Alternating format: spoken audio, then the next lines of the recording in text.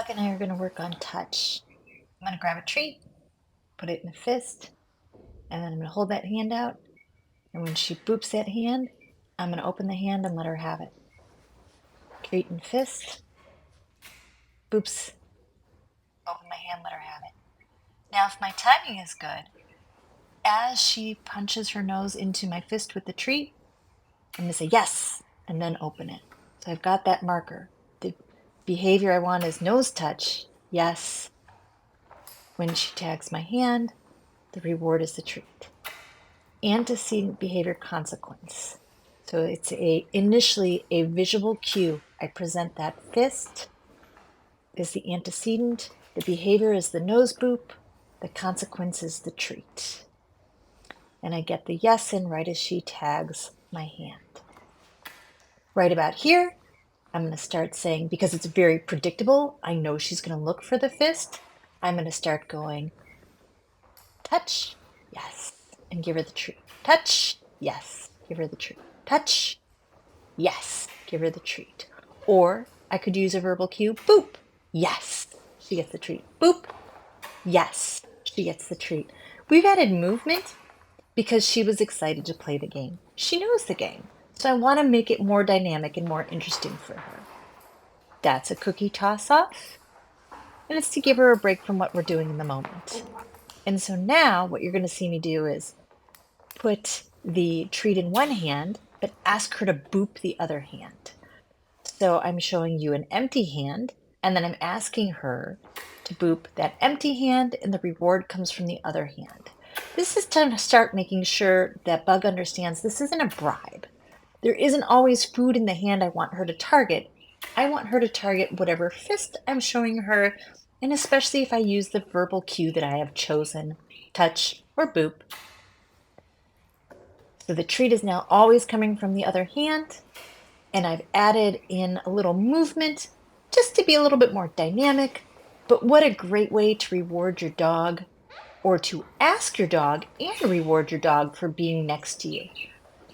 What you see here is a little bit of me asking her to boop the hand in front of her, and then I am feeding with the opposite hand, and I'm making careful to do a big stretch across my body so I don't end up feeding her in front of me, which can sometimes accidentally teach your dog to trip you while you're working on leash walking. Toss a treat off just to give her a break so I know where I'm going and what I'm doing. Boop, toss a treat. So here, I'm about to build in a little bit more of a dynamic touch. So I'm having her target it, the hand, with her nose, and then I toss the treat away. Generally speaking, she really likes this game, and she gets goofy and bouncy and silly because she really likes to chase treats.